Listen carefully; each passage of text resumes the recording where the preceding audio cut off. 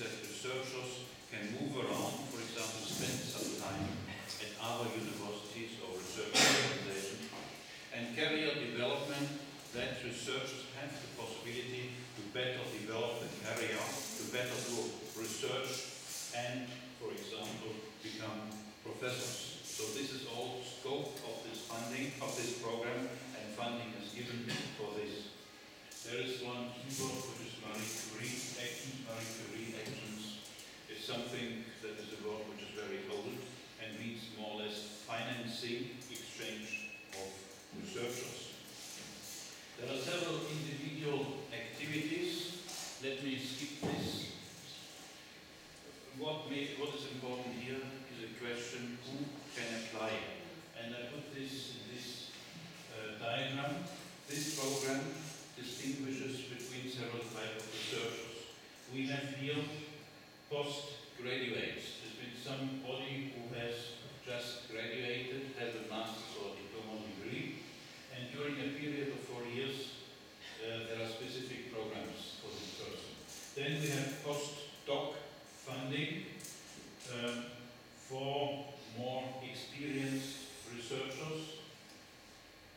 Actually, I think ESR stands for early stage researcher, ER for experienced researcher, and then we have senior postdocs, so this is more or less around the PhD, and then for researchers 10 years after the PhD.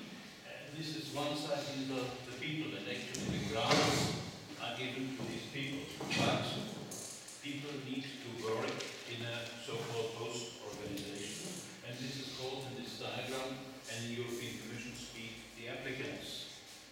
So there are individual fellowships. This is something where researchers can apply independently for a grant, but they must work together with a host organization. Then we have some other type of funds that are given to institutions, not to researchers. This is, you see the color here, this is the most important part. Here, IAPP, for example, stands for Industry Academic Partnership, something like this. And then there is some funding given, this more the political part to develop policy in the area of research. This is the important part, and you see a lot of acronyms here. I don't want to go into too much detail here. Again, the important message is money is given, grants are given mostly to researchers. There are different categories of researchers. And here we have three main types of different types of funds and grants. CIG, Career Integration Grant, IIF, International Incoming Fellowship, IOF, International Outgoing Fellowship. So this means IIF, somebody works outside of Europe and would like to spend some time of research, let's say 2 years is typical, in Europe. Doesn't need to be European, can be American, Japanese. This International Incoming Fellowship funds this. If somebody from Europe would like to go to the United States or Japan to research there, this is financed by IOF, International Outgoing Fellowship, and IEF stands for Intra-European Fellowship. So this is the basics. Let me give you only one example, which is this IEF, and skip the rest. Intra-European Fellowships. This means that any researchers of these three categories could go to another organization, research organization in Europe, to spend 2 years of what they call fellowship of research time there. It's called Career Development Competence Diversification, and it is said here that the funding is given to international mobility, but within Europe, because it's called intra-European. Mobility from a member state or associated country to another member state or associated country. This means if you have graduated, if you have a master's degree here at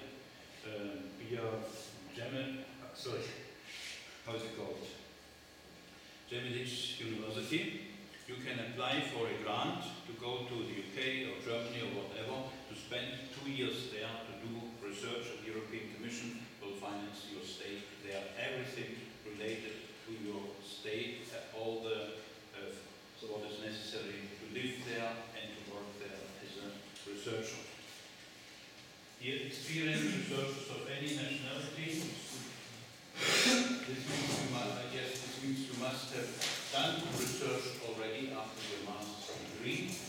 They must not have resided or carried out the main activity in the country of the host organization. So you have worked 4 years here as an assistant at this university. Then you can apply for a grant and you go to, I don't know, University of Munich, and you need to show to the European Commission that the University of Munich agrees to this and has a space for you. Then you can apply to the European Commission for a grant to go there. And this will actually also remain like this after 2014. So this is the basics. Let me not go into more detail here. Is there any question? Now let me come then to the IDEAS program, again very shortly. The IDEAS program on one side is managed by a specific organization which is called the European Research Council. I mentioned this already. And this is grants given again to researchers, but not for mobility. These are grants given to carry out research. And for research that is really original and innovative, it is called here investigator-driven research at the frontier of science and technology. So very great new research ideas are funded there. And you see grants are provided on the basis of excellence. This means if you're a researcher and you have a bright new idea, you have to write down this as a proposal to the European Commission, and they have their evaluators, their external experts who are also researchers, and they will then decide is it really a good idea or not, so that you can get the money. This is the basic idea behind this. These are some examples, and you will see from the examples, this is in all kinds of research areas. There are a lot of projects published on the European Commission websites. I have picked a few of them in order to illustrate what kind of research is funded. You see here, crime control in the borderlands of Europe. This doesn't sound as such as a new research idea, but the issue is what is behind how this is done. But it shows the area of research that is funded. Economic history and social cultural reconstruction of Japan in the age of the Great Depression. So this is something related to the history even outside of Europe, but it is funded. Novel genetic factors that regulate normal and pathological anxiety. And so on. I don't want to read everything, but you see from these few examples what is the range of research activities that are funded. So this was the people program. We have spoken about the capacities program briefly, about the people program, and about the ideas program. Now with this I would like to come, what I said, the biggest program, the cooperation program. This is the program that finances all kinds of research in rather big research projects. So in the ideas program, for example, we had research ideas. So this goes to ideas. But in here we have research projects that do research, but also should try to experiment a bit the research. Not to go too far on the innovation cycle, but, for example, demonstrate research results. Collaborative research across Europe and other partner countries in a number of key thematic areas. Collaborative research, this means that partners from several countries have to work together, at least 3 countries, not only research organizations, not only universities, but also industry and users, potential users of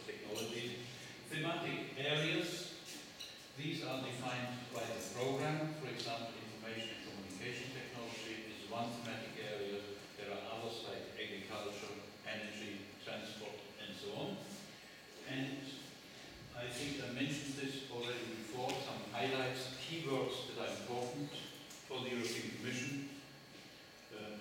Yes, actually, I didn't mention joint technology initiatives, but I mentioned European technology platforms. Joint technology initiative is implementing a European technology platform.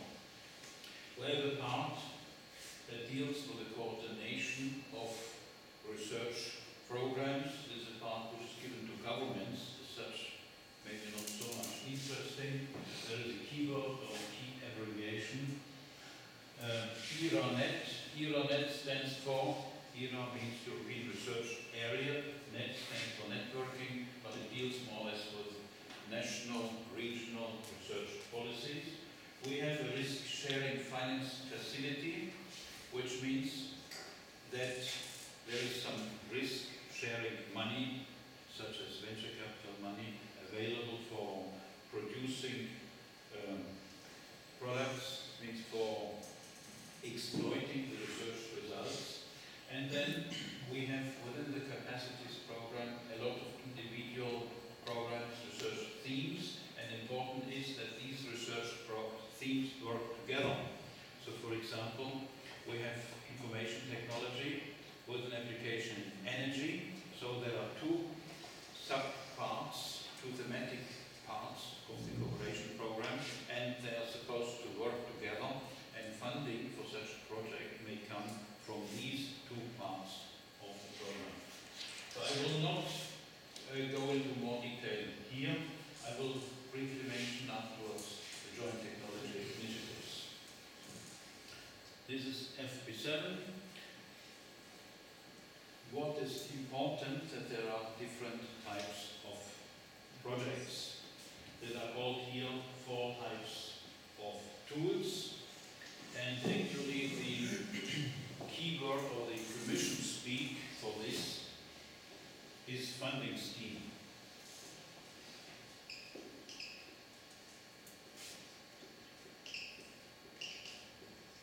Funding scheme means that there are different types of, it's called here tools, or different types of projects that are funded in a different way.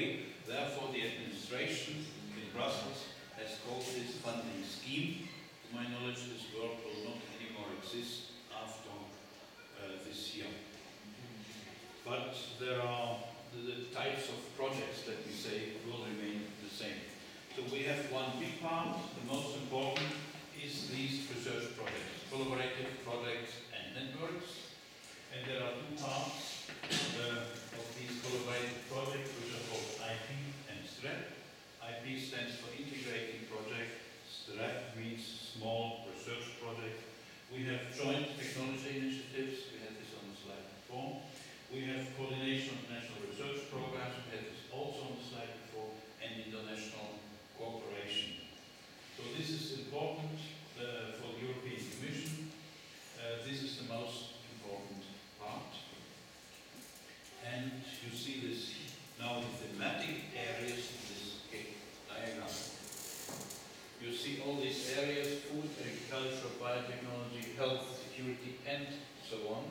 You can read this yourself. What you see in this diagram is that ICT is the biggest part. So in total, we have nearly 50 billion euro for 7 years. In the ICT program, we have about 1/5. This means 9 billion and 120,000 euro. A little bit more than 9 billion euro. So this is the cooperation program. Now, I said already that for the European Commission, the technology platforms are very important. What is a technology platform? Now, this is something that was created at the beginning of the 7th framework program for better collaboration with the industry. So, technology platform means practically one strategic area of importance for Europe. And these technology platforms are defined by big industry. When you think, for example, of mobile communications, which company is dominant in Europe? You all know this. Sorry? Is it 3.1? No. T-Mobile. Nokia. You all know Nokia, Finnish company. Of course. We have others, but this is the one that at least I know. So Nokia is an important player in these European technology platforms, and mobile communications is one of these platforms. So this is called one of the main pillars. The funding should come both from the industry and from the European Commission. But at first, this European technology platform is a tool that government and industry speaks together in order to define a strategy within a certain area. And this strategy is called strategic research area. Okay? Now, these are examples of existing technology platforms. Whereas mobile communications is called networks, converged fixed and wireless communication networks. I don't know why they called it like this, but this is here where we have the mobile communication. We have embedded systems, nanoelectronics, these networks, robotics, and so on. These are 9 European technology platforms that are established in the ICT area. In total, there are 36, so quite a lot. And I repeat, these are strategic areas that have been defined by the industry in Europe, mostly actually the big companies. And European technology platforms, I said this, produce a strategic research agenda, and this research agenda is implemented by something that is called a joint technology initiative. Here we have the strategic research agenda, and then based on this, a so-called GTI, Joint Technology Initiative, is created, and this Joint Technology Initiative funds projects, again via call for proposals. And part of the money is supposed to come from the industry itself, part of the money is supposed to come from the European Commission. This is the basic idea. There are not so many joint technology initiatives, only a few, for example, these five. And there's a joint undertaking, joint technology undertaking, which is a legal entity that is in charge of distributing the money. So this is in very short the idea of a European technology platform. Any question on this? So we have spoken about the basics of the research programs, basics in particular the cooperation program, and I would like to continue immediately in giving you more detail how the ICT program works as an example of all sub-programs, thematic programs of FP7. So just a reminder what were the important words. Again, we are starting from the policy of the European Union, the digital agenda as the policy base for research program. I explained what's the European research area. We are speaking about the individual research programs, FP7, CIP, LLP. You still remember what stands CIP for? Who remembers? Competitiveness and Innovation Program. Who remembers LLP? Long Life Learning Program. Yes, it's easier to remember. We spoke about innovation life cycle, and that explained to you where on the innovation life cycle research programs are located. We mentioned research infrastructures, European technology platforms as one important part of the cooperation program, and the joint technology initiatives as a way to implement joint technology initiatives.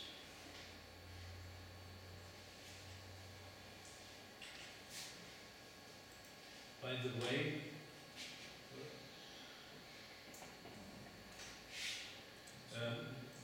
in order to get funding within the European technology initiatives and from the joint technology initiatives, you have to become a member of these technologies. So it's a kind of membership association, and you have to pay a membership fee. Only then you can get money from them. So this is a way of financing these European technology platforms.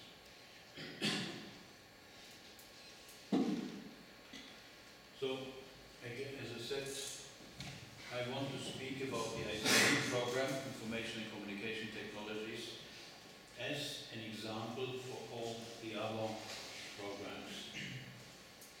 So please, if you have a question or if I'm too fast now, interrupt me and ask your question. So the ICT program in FP7. So here we have research and development related to information and communication technology.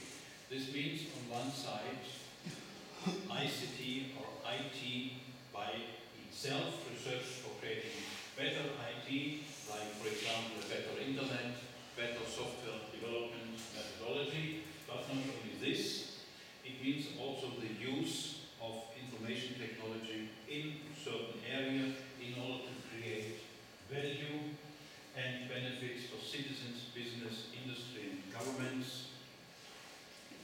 And it means also, again, we are on the forefront of the innovation cycle. This means funding is given in some way in order to reduce the risk of new development of ICT. But focuses on high-risk ICT collaborative research. This means that a company, let me say a big company, they have a research department and they have new ideas, but they don't want to implement these research ideas because they don't know how it leads to. And here they can apply to the European Commission, and the European Commission gives money in order to reduce the risk of such new developments. Now what does it mean? And I remind you of this innovation life cycle. We are in the area of research. Such a research project has a duration, let me say, of 3 years. And what do you get to? You get to a kind of research prototype. For example, you develop some software for e-government, and you have at the end of the project, a research prototype. And this is still far away from the market. Now the European Commission thinks about this, and from this research prototype you should do something which is called exploitation. I mentioned this.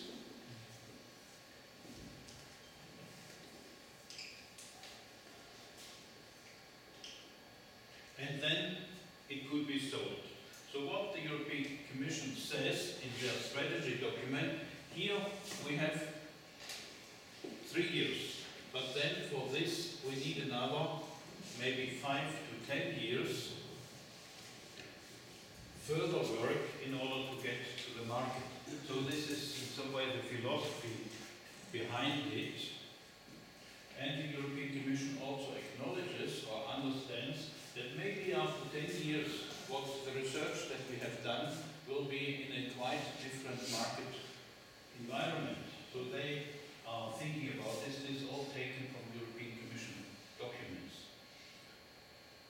Now, this means here we should do research that is innovative, that is forward-looking, that is risky. This is the basic philosophy of the ICT program. Again, I emphasize it would be similar in other areas like agricultural research, health research, transport research. How is this done? And this is very briefly the overall process, how to participate. The basic document is the work, it's called work program. Yesterday we spoke about the operational program as the document within IPA, within the structural funds that defines the technical topics. Here we have something which is called the work program, which is something corresponding, but which defines the work program. And this work program says we want to do research in certain areas of, in our case, the ICT program. For example, there should be research on the internet. I will show you examples. Now here on the slides you have two colors. One is blue, one is black. Blue means that this is something that is provided by the European Commission. Black means that this is something that should be done by beneficiaries, by those who want to have the grant. Now we have the work program. In the work program we have defined calls for proposals. This means at one stage the European Commission says we want to see proposals on a certain technical topic to be submitted at a certain date. Now this is officially published, and then research organizations can go ahead to develop a proposal following certain rules. You will see this. Submit this before the deadline. Now the European Commission again evaluates the proposals, and for good proposals the European Commission proceeds to something that is called the negotiation process, although it is not a real negotiation. When the European Commission says to you, you should do something, you cannot really negotiate about this. But this is a word that they are using which results in a contract. So at the end of this process you get a contract that allows you to carry out the research work and get the money from the European Commission. This is the project execution. So important document, and base of all this is the work program. What is the work program? We have in the cooperation program all these, I think it was 10 thematic programs. All thematic programs, it works in the same way. So the work program defines technical topics, the calls of proposals, and the technical topics are not only defined by the European Commission, they are not defined actually by the bureaucrats in Brussels. They are defined in a very long and complex collaborative process together with universities and industry all over Europe.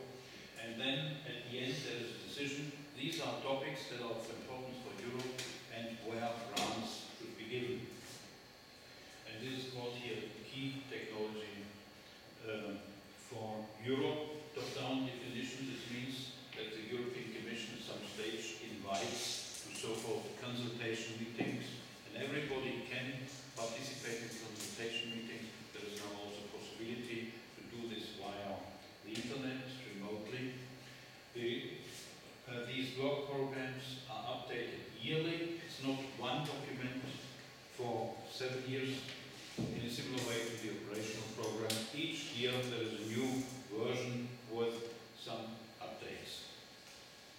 And some different Directorate Generals of the European Commission are responsible for the work programs, as for example, when we speak about information and communication technology, this is DG Connect, the DG Communication Networks, and I even have forgotten what it means, and data and content, something like this. Okay, important is, this is under the responsibility of one research Directorate General, but the work program, and in particular the budget, has to be approved by the European Parliament. Now, let us look into a bit more detail into the work program. We have said already these are the technical topics, and the technical topics are again structured in a certain way. They are called challenges, so we have broad technology area that are challenges, and each technology area is substructured into more fine-grained or more detailed technical areas which are called objectives. So we have challenges,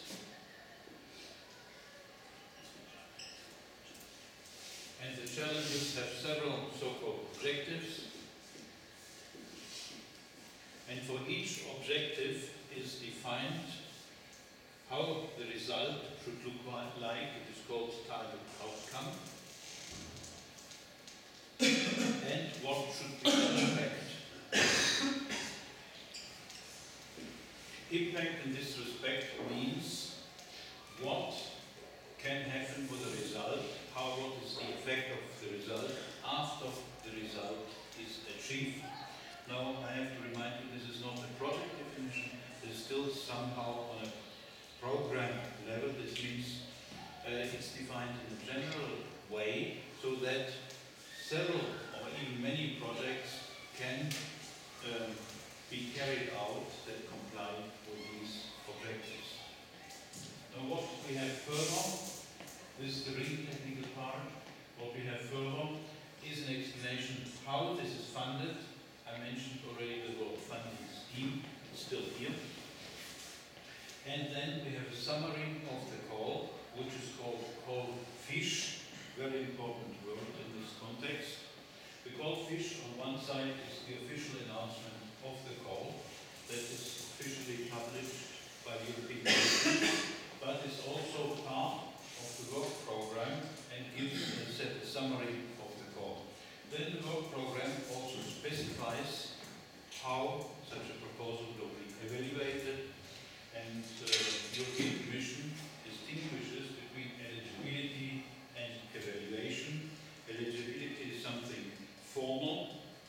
Does a proposal comply with certain formal criteria? For example, are there enough partners? So something that can be easily counted. Evaluation refers to the technical content of the proposal, or the technical quality. Then we have a schedule of calls in the work program. There are actually many calls for proposals that are defined in the work program. Now let me come back to the world funding scheme.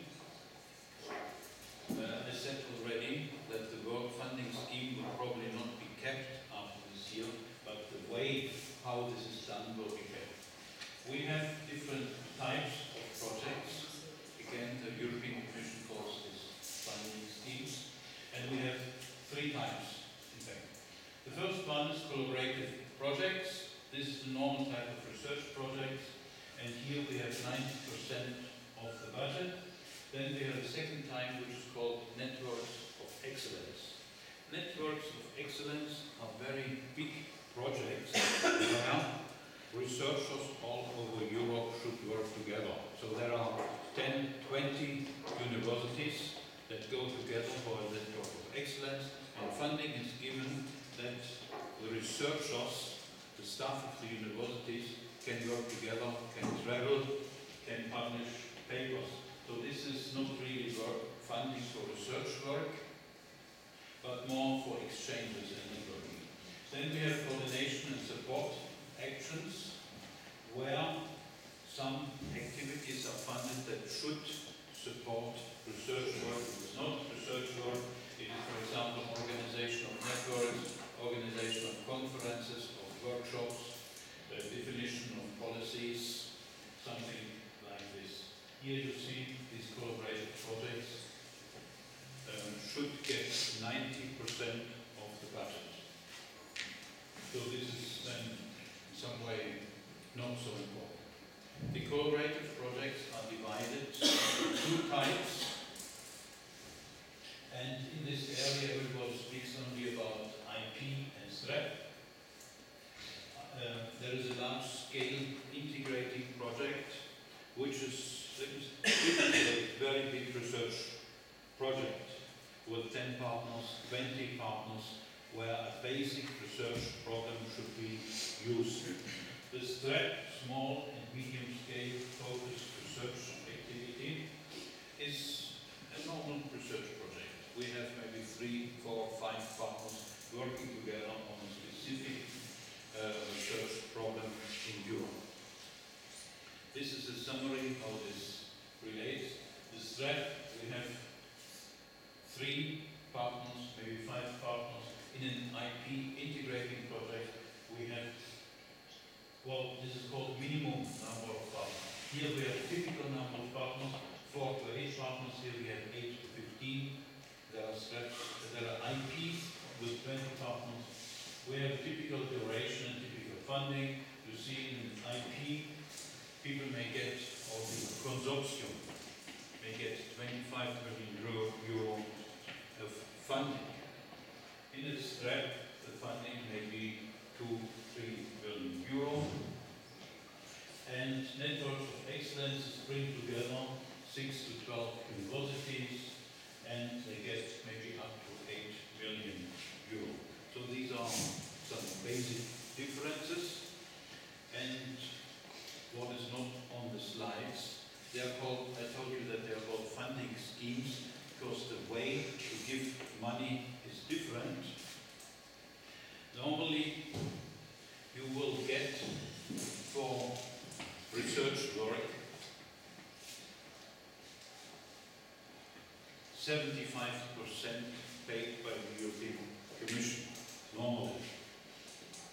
Which means you have a project, you propose project costs, and the European Commission, if they like the proposal, they say, we pay to you 75%, and you, as university, you have to pay the remaining 25% yourself. So this is the structure of the work program. This is the ICT work program with a table of contents. You cannot read it, and it's not so important, but nevertheless, let me quickly explain this. We have, after the introduction, some strategic sections where the European Commission in the work program explains their thinking or their strategic view behind this. This is called ICT research drivers and strategy. Now we have a section, links to related activities. So this explains we have ICT technology that we want to finance, but there is other themes, other areas for which ICT is also important. And this is explained here. That we have an explanation of the funding schemes, and now we have the real content, called content of course proposal. And you see here challenge 1, 2, 3, 4, 5, 6, 7, 8. We have future and emerging technologies, international cooperation, and some horizontal actions. Then we have the section implementation of calls, which actually is rather long, where a time scale and the details for the implementation of the course proposals is given, and then some priorities, some outlook to future goals, and there should be something on the evaluation criteria. So this is the table of contents. The important part are the 8 challenges, and they are here. This actually has not changed over the 7 years. What you see here, different colors. We have one part that deals with basic ICT technologies, and another part that is called socio-economic challenges that deals with the application of ICT. So up there you see words like trusted network and service infrastructures. This means practically the internet. We have cognitive systems and robotics. We have alternative paths to component and systems, very hardware oriented. Technology for digital content and languages. So for example, automatic translation, how to better access multimedia content. And then we have areas of health, energy, manufacturing, and so on. So this is the important part. And I said already very briefly, a challenge is divided into objective, and for each objective we have how the results should look like. Again, I emphasize on the political or program level, and we have an impact, and this all should be described in proposals. Then it is described how is funding funded, which funding scheme, this means practically speaking, which maximum funding you would